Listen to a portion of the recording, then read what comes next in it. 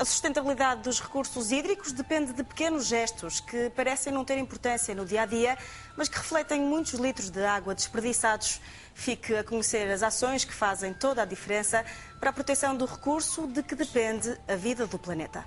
Em média, cada pessoa consome 1,24 milhões de litros de água por ano, cerca de metade do volume de uma piscina olímpica. Já uma família de 3 pessoas chega a gastar 18 metros cúbicos de água por mês, o que equivale a 18 mil litros, dos quais 4,5 metros cúbicos são desperdiçados. Multiplicamos por muitas famílias e, feitas as contas, falamos de milhões de metros cúbicos de água potável gasta sem proveito. Numa família de 3 pessoas, em que não haja cuidados com o uso dos dispositivos e não sejam instalados dispositivos que sejam economizadores de água, o consumo anual pode chegar aos 400 metros cúbicos, que são muitos litros desperdiçados. Por contrapartida, numa família que tenha efetivamente cuidados e que tenha instalados alguns dispositivos que permitam reduzir o caudal da água, esse consumo pode ser reduzido em 300 metros cúbicos.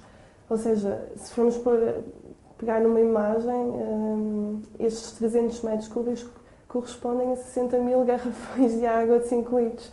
Realmente são muitos litros. Se pensarmos que no nosso prédio vivem 10 famílias, então aí temos 300 milhões de litros.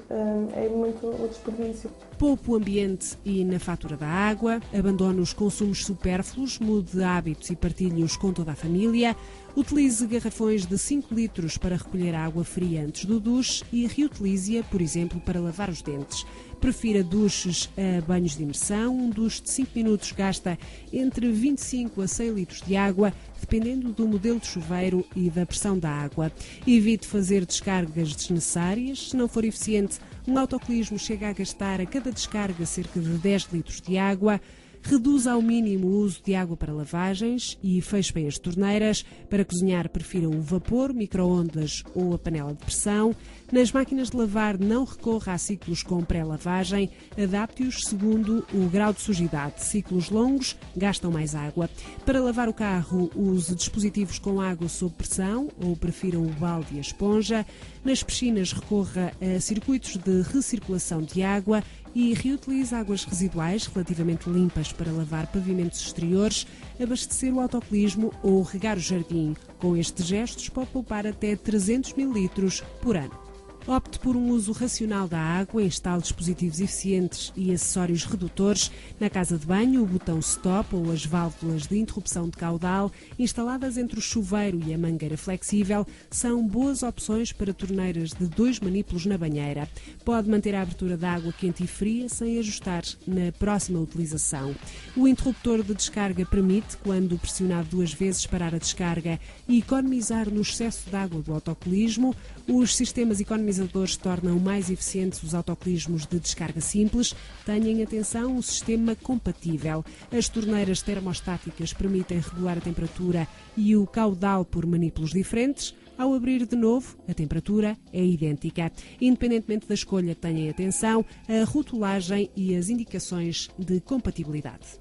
O que nós, enquanto Associação de Defesa do Consumidor, alertamos é que alguns destes dispositivos e destes equipamentos que estão à venda nem sempre correspondem às promessas que criam, digamos assim. Eu passo a explicar. Por exemplo, nas torneiras, muitas delas evidenciam nos seus rótulos que são economizadoras, mas não, quando se vai verificar, elas não têm uma redução no consumo eficiente. Por além de que a maioria das torneiras que estão à venda nem sequer fazem referência ao nível de caudal. Na cozinha pode instalar redutores de caudal que, quando colocados na extremidade das torneiras do lavatório, bidé e cozinha, diminuem a quantidade de água gasta. É uma ponteira de rosca com uma rede que promove a mistura do ar no fluxo. dando uma sensação de igual volume para um menor débito. Mas verifique se o sistema de rosca da ponteira, macho ou fêmea, é compatível. Prefira torneiras de monocomando que permitem a abertura e a regulação da temperatura através do manípulo e invista em máquinas de lavar louça e roupa mais eficientes, de classe A ou A+, que chegam a gastar metade dos litros de água despendidos pelas máquinas não eficientes. Esses sistemas, como são sistemas um pouco independentes, muitas vezes não estão bem articulados com o dispositivo, ou seja, ou a rede da habitação não tem pressão suficiente. Por exemplo, às vezes é muito arriscado colocar um redutor de pressão com uma torneira termostática, por exemplo, porque as torneiras termostáticas exigem muita pressão em relação aos outros aparelhos, exigem mais pressão. E, portanto, às vezes esses redutores de pressão fazem com que a torneira funcione mal. No exterior, regue o jardim de manhã cedo ou ao início da noite, quando a evaporação é menor. Reutiliza a água para regar o jardim e a água de lavar fruta ou legumes é um bom exemplo a experimentar. Cultive plantas típicas da sua região, pois estão mais bem adaptadas às condições climáticas e utilizam a água disponível de forma mais eficiente. Aproveita a água da chuva, coloca um reservatório ou uma cisterna na rua que permite poupar até 50% do consumo numa casa. Pode utilizar essa água para lavar o pavimento ou o carro, no autocolismo ou para regar o jardim. O aproveitamento da água da chuva, que é uma coisa que se começa a fazer agora em Portugal e a falar muito, mas que nem sempre é bem feito, nem sempre é bem dimensionado, tem alguns riscos, inclusive de saúde pública, digamos, é um sistema com o qual a ANQIP, digamos, entendemos que deve ser apoiada a 100%, mas que deve ser feito com regras.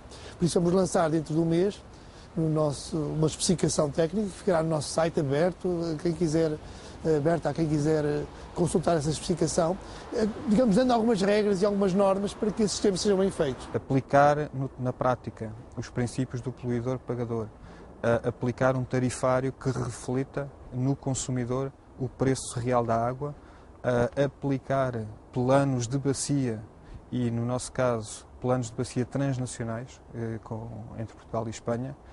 Portanto, são aspectos que são grandes desafios que se colocam já hoje.